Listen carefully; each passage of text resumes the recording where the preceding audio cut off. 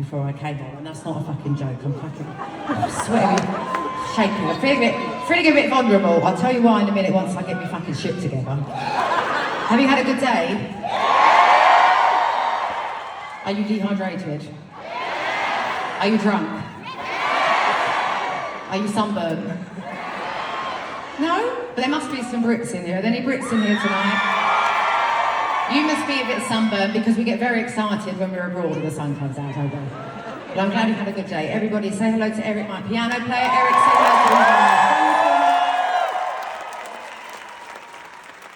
to So last week, right, I'm going to tell you why I'm having a bit of a panic attack, because if I don't talk about it, I'm going to burst into tears. So, last week, I'm OCD, right? It's a shame, but that's what happens. You know, it's 2024. So I'm OCD and I'm a very anxious person, and last week, a couple of things I decided voluntarily not to do to hold myself prisoner in my OCD and in my routine, especially on a show day. It goes into overdrive on a show day. I know, and it's like, for those of you who aren't anxious and aren't OCD, this won't mean anything to you, but for those who do, it's a very big deal to be like, to overcome the fear of the world ending if you don't do something a certain way. It really is, it's huge. Anyway, so last week, I was like, fuck it. And then sort of, I would let like a few minutes pass and things like that, and I was so proud of myself. That was only for the Saturday show, not for the Friday show though. And I was so proud of myself on the Saturday night, and I won't lie, it's probably one of my favourite shows of me during the show because I felt like a rebel, right? And by rebelling against my, my schedule, my OCD, I'm not talking about anything big, I'm talking about like having a bath 20 minutes before I'm supposed to leave the hotel room. It's not, but those are very big things for somebody. Completely fucking sideways and thrown me off a building, it really has. And then I couldn't get my tits right in the dress. That's actually how it all started. That's how stupid anxiety and OCD is I'm sitting here talking to 4,500 people that, as much as I wish we were really truly friends, I've never met most of you in my life. And I'm sitting here telling you how crazy I am, and it all stemmed from me not being able to get my boobs right in my dress earlier on. And then it meant that tonight was the first ever time I've come on late. I came on at 8:16, and I normally come on at 8:15. But anyway, talking about it and hearing you laugh at how the stupid the root of the issue is I'm relaxing now. I've stopped sweating. So. Anyway. But I was also trying to be calm when I wasn't being calm backstage. I'm sorry, everyone backstage. I was losing the will to live. But also I was trying to be like at the end of shows, last shows, they're always a bit of a disaster backstage, aren't they? Everything goes tits up. Not the show itself. Don't worry, this will be a great fucking show. Don't you worry. But it's like the irony of being like my 89th show and what would have been my last weekend. Obviously, it's not my last weekend anymore. But if it was my last show, and I would be having a panic attack on stage as I'm walking from behind that giant egotistical A to come and say hello. It's like, oh, okay, the universe is universing. Anyway, enough about me. I want to hear some things about you. So you've had a good day, you're a bit dehydrated, a few of you are drunk. Do we have any special occasions here tonight? From any kind of college or university, just the school of hard knock lives. A life of hard knocks, rather. I'm saying it the wrong way around. See, I'm still in my anxiety backstage. Anyway, listen, going to college and graduating high school or really completing anything is pretty bloody marvellous. So really well done. It's really an amazing feat. Congratulations. Do we have any gays trips here tonight? Do we have any husbands that have been dragged against their will? You'll be thanking me later because your wife will want to have sex with you later for coming to the show. And I'm going to make you laugh and her cry all night. It's going to be fireworks tonight, okay? Do we have any mothers and their kids? I'm going to ask this next one because... I said this last Saturday, be careful shouting things at me because I can't hear properly and you might get told off. I told someone off a couple of weeks ago. And they didn't even do anything wrong apparently, so be careful what you say out loud. I've got these speakers over here. I'm going to ask this one. This is a new category. I've never done this one, Eric. Because the person I love the most in the world is here tonight with his best friends. Do we have any best friends here tonight? How many of you have not seen this show before? Gosh, now I feel terrible that it's not the last weekend. I'm sorry, we waited this whole time to come. Do we have any repeat offenders who have been here before? That's a lot as well. Well, thank you for coming. I'm very flattered that you would want to come back. I appreciate that. For those of you who haven't seen it, this show, I'm sure you heard, originally, well, not this show. When I was first supposed to be doing a show here, it didn't get off the ground. It was a fucking disaster. And it was a bit of a circus for a few months, so I completely became a recluse and disappeared. For, I'd say about 6 months, really. And I started from scratch, and I started designing and rethinking what I really wanted this show to mean to me. And it didn't take me a whole year to do that. So for anyone that was like, oh, let's go and see her, and then it got cancelled, or you never got around to getting tickets, it didn't take me a year to design this huge giant A with just me and Eric sitting on the piano. This show is very, very much a grower and not a shower, and it means the absolute world to me, this show. It really, really does, and it's funny because me and the band, we huddle together before we come on, and we do like a somewhat of a prayer group, and each of us, every show, takes the lead and says whatever we want to say. And it was Amanda's turn tonight, my backup singer Amanda, who you'll meet in a minute. It was her turn to say tonight, and she said that how much sort of consistency and a plan that this show has been able to give her, and we all agreed and stuff like that. And once we put our hands in, went, I said to them, I was like, that's exactly why I wanted to do this show in the first place, because I was living in chaos at the time, or when I made the decision to do this show, it was chaos, and I was so excited about doing it, and then it got off to such a rough start that threw me even more into chaos, into a different type of chaos. And then once we started doing this actual show, it really has, all it's done is just ground my life, my friends, my heart. It's the routine of it, which I guess, like I said at the top of the show, I'm trying to shake off my need for routine. But also, like I said, it's 2024, we all need a bit of routine. The world it's the wild, wild west out there, oh my lord. The fact that this was supposed to be the last weekend, it's not, I'm sorry to you, but I'm kind of quite happy about it, because I will miss this show terribly when it is over. So I'm glad I get to come back for another little 5 weekends at the end of the year. But this is still a very, very special show, because it was supposed to be the end, and the next 5 weekends are just going to be for shits and giggles, because I also have some massive shows coming up in the summer. So, do we have any basketball fans? That's a small crowd. I'm going to quickly talk about it for 1 minute. I know this is like the wrong room to really talk about basketball, but basketball is a very, very big interest of mine. I caught the end. I caught most of it. I didn't catch the end of the game, did you? Okay, so did Dallas win tonight? I'm not really bothered who wins out of Boston or Dallas, right? Because neither of them are my team. But I can't tell you like who my proper team is, because my man is an agent, so I have to be a little bit like... Well, I'm not from LA, so it might not be the Lakers, okay? I'm supportive of the Lakers because my friend's husband plays for the Lakers. That's why I'm supportive of them. I am from Tottenham. I don't know any British basketball team. I guess England. Anyway, so I'm not particularly bothered who wins, but I took it upon myself last Sunday after last weekend's shows. Rich and I and a few of our friends, we watched the game, and then I watched the game on my own this week, and then obviously tonight. But I basically took it upon myself to let anybody that would listen. I think Boston are going to sweep in 4, like it's my professional job. I was like, trust me, it's just going to happen. Anyway, so I was very happy to be proven wrong tonight. I was, and I'm very happy for Kyrie and Luka. I think it's fantastic. But in the third quarter, Boston were getting thrashed. But then my panic attack and stuff started settling, and then I forgot to watch the end of it. Okay, and then do we have any football, like soccer fans here? So today the Euros kicked off. Yes, it was Germany v Scotland. And do we have any Scots here tonight?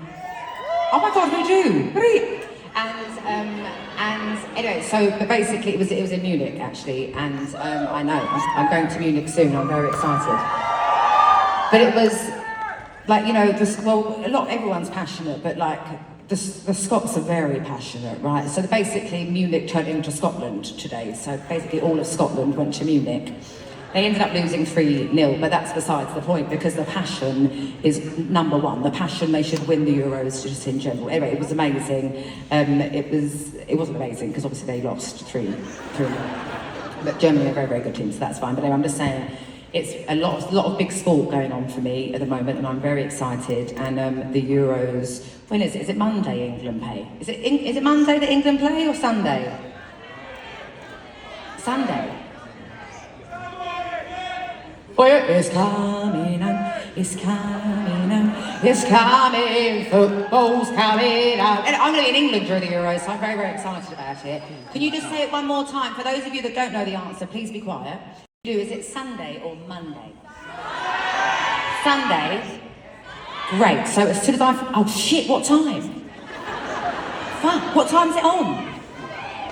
I've got to go and watch Inside Out too. And it's Father's Day. Oh shit. Oh god, alright. Well, I guess it won't go at 4 p.m. LA time, will it? I'll be like fucking 3 a.m. there or something like that. I'll be alright. Great, so I get to wake up hungover because it's my last show tomorrow night, so I'm gonna have some wine. Yes, I am. And then I'll watch England.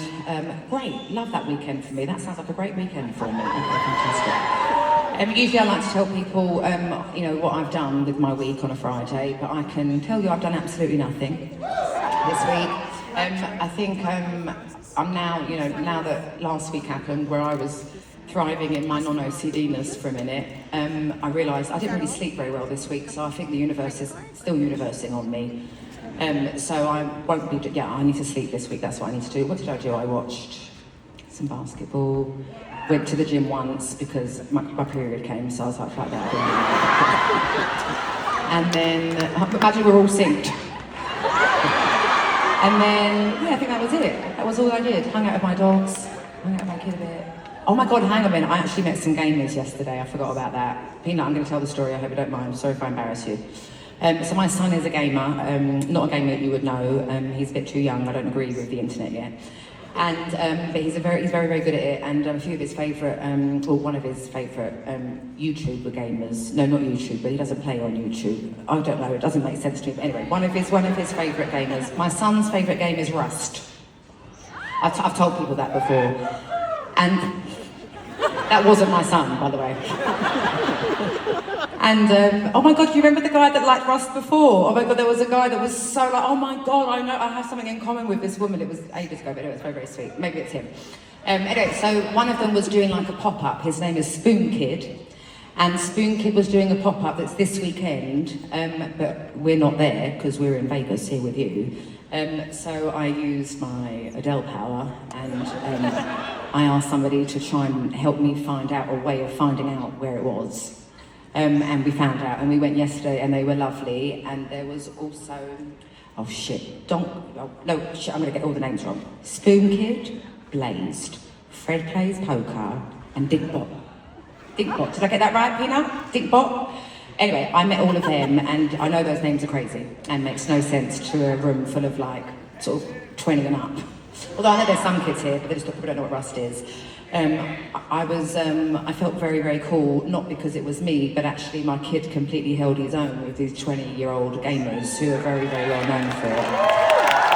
And they were genuinely very impressed with him, and when he told them his hours that he's played it, they were like, whoa, and I was like, oh shit, well I'm a bad parent then. I was like, oh, so I went along a bit. Anyway, I felt very, very, I felt very starstruck by my own kid yesterday. It was really, really nice to see him so passionate and interested in something. And also, I was like, if you're like passion in gaming and things, which I think is just, it creates, you know, the people that I think of who play video games are like Call of Duty, which no offence, or Grand Theft Auto, no offence, is, you know, people that end up becoming like zombies on things, but he had a very, very real, very smart coding conversation with them, essentially, also a strategy conversation with them, and if that brings him a group of friends like that when he's older, like they all are together, I'll be proud as punch, Peanut. Anyway, so that's what I did do with my week. That was all I did, spent a fucking fortune on merch, Jesus Christ. That's what I did. That's all pretty much all I did this week, and absolute core memory for me. And then Sunday I'm going to go watch Inside Out 2. Right, please welcome the backup girls because we need them there. We need them for this song, we need them for the rest of the show. Irene, Amanda, and Katie, come on out, my darlings.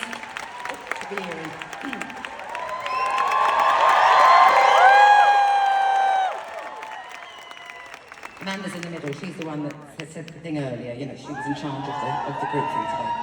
Okay, so this is the first song that I wrote for 21, and you'll be glad to know that the majority of my talking for the show is now done. Thank fuck for you. Oh no, don't worry. I mean, I'll talk still, but that was the longest run. You know, now I just get like half an hour between songs to talk. The show has been on for 45 minutes already. I've got to go away in a minute. Thank you and good night. But yeah, I know. So just be little pockets of talk rather than me telling you about what's going on in my brain. I'm so sorry about that, but it helps to discuss things. Okay. This is the first song that I wrote for my second album, Take It All, and here we go. Didn't I give it all? Try my best. Very top balcony, and I'm going to pick one out. And when the week I opened this show, which was, the successful show, this one, not the one that, you know, the one that sent me crazy. Everything that says me fucking crazy. But I got sick, so the first time I really remember, and you can bring one person down with you, and you can be my guests for the rest of the show down here towards the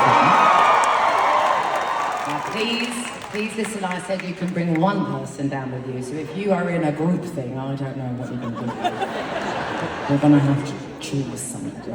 Good luck with that. Okay, so we've got block 401, that's you guys over on my left, right? Row B for Bunny, Bad Bunny. I love Bad Bunny, I didn't mean random. I was about to say bitch, but then I was like, fucking hell, stop being such a Debbie Downer, Adele, get over yourself. And then we have seat 102. Row B for Bad Bunny. Everyone that comes into your life, you know, it's a lesson in the end, but I've decided that's fucking bullshit. I truly believe lots of people come in and you learn a lot, maybe not from them, but you learn a lot about yourself by like being with somebody like that. Or even being friends with somebody like that sometimes. But there's also sometimes it's just a waste of time. And that's fine, that's absolutely fine. And that's not just how I feel about people. I know that some people definitely feel like me about that, and some people probably feel like that about you. So I think it's okay to know that you wasted your time. I've come to that epiphany at 36. And you know what, I have no more questions left. So I just think that's going to be my attitude going forward, that if like something doesn't work out with a colleague or with a friend or hopefully it will last forever with my current partner. But you know, just those sort of things, to be like, okay, if you can't find the hidden meaning, maybe there just fucking isn't one. Okay, that's fine. So this song is for all of those motherfuckers. Okay, this is just the guitar, okay? I've got two more.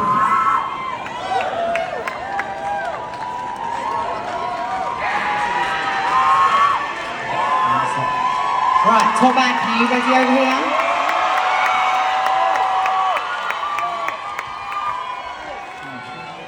Here we go, top back. Oh, just. Oh, what a catch. Yes, sir, you deserve that. That was a very good catch. I saw that with my own eyeballs. Also, give it up for me, that was a left-hand shot. Okay. Middle balcony, final one. Let's see if we can get 4 out of 4.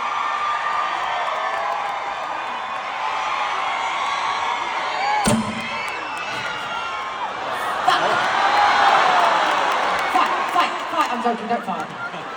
I'm sorry, middle balcony. Oh, that was resolved in a very grown-up manner. They were like, who wants it, you or me? And then someone else got it. Sorry, I over-aimed the shot. I think it hit one of the projectors and it went down onto the aisle. And two men fought over it in a very gentlemanly manner. 3 out of 4. Sorry, guys. It's something to do with the curve of the middle balcony is more extreme than the top ones. I don't know, physics or science. That's not my subject, so. Right. I'm getting a drink. The name. Did I say it right? Matresias. Well, I like it. Can you both be Matresias? Matresias, I like that a lot. Where have you come from tonight? Right, okay.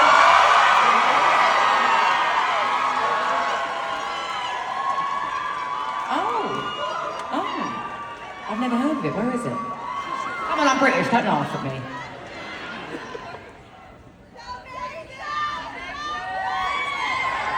Where? Mexico and Texas. Okay, sorry. Now I see why you're going crazy. Okay, I get it now. Mexico's in the house. That's what you're saying, isn't it? Okay. I didn't hear her say Mexico because you all started cheering and I didn't get on. I thought you were saying Texas and then another state in America that I've never heard of, and I was like, well, hang on a minute. I might not know all the places, but I definitely know all the states. Okay.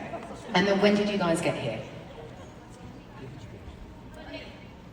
Oh, that's a long time. What have you been doing? Okay, so what does that mean? She's telling us a story, be quiet.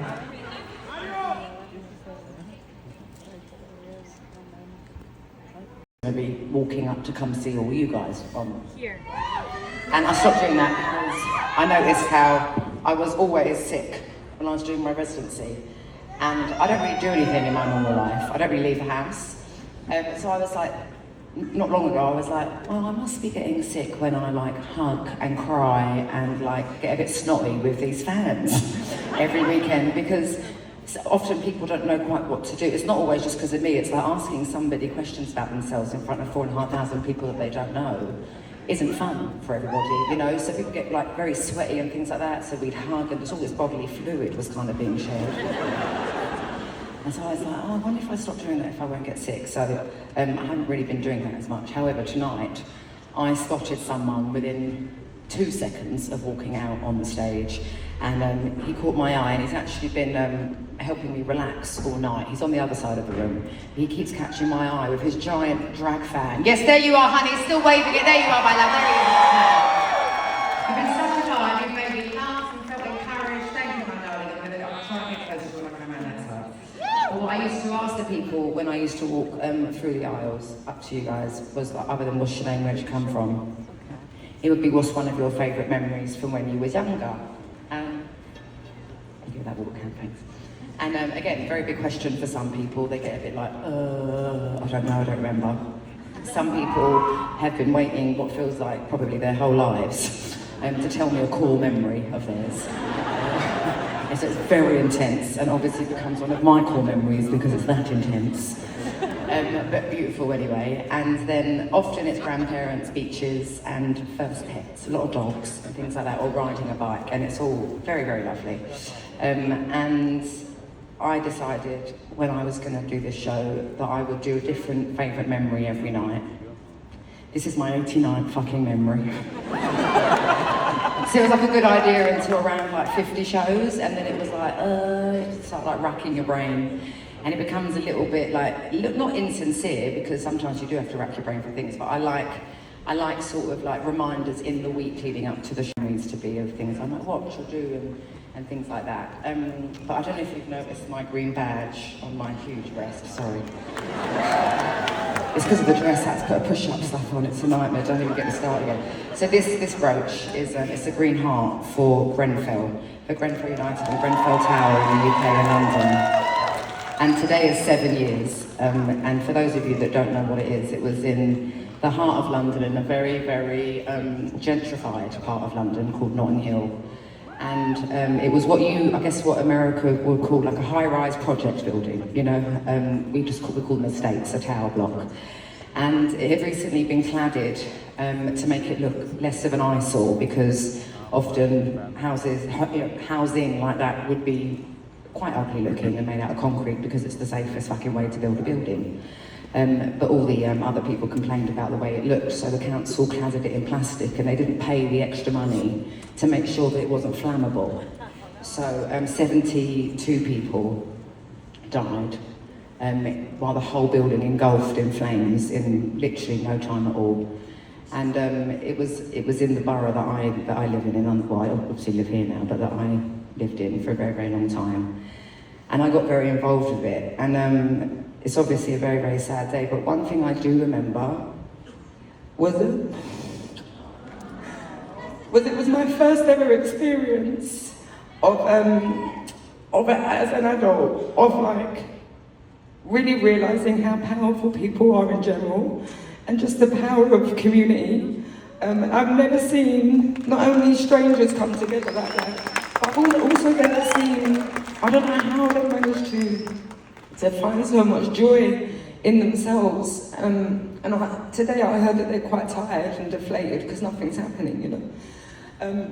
But even though it was so sad, there are so many wonderful memories I also have of being involved in the aftermath of that. And I was saying to my glam team back stage about it, I was like, you know, the little kid's so cute, obviously too little to really understand what was going on.